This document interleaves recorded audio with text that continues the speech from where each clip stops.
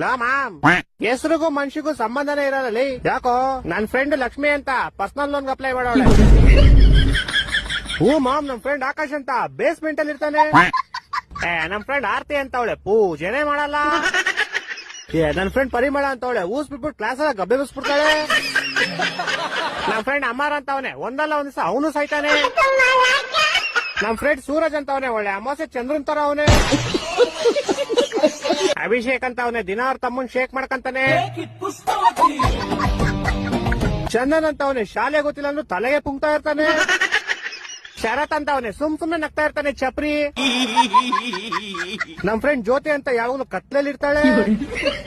ನಮ್ ಫ್ರೆಂಡ್ ಖುಷಿ ಅಂತ ಯಾವಾಗ್ಲೂ ದುಃಖದಲ್ಲಿ ಇರ್ತಾಳೆ.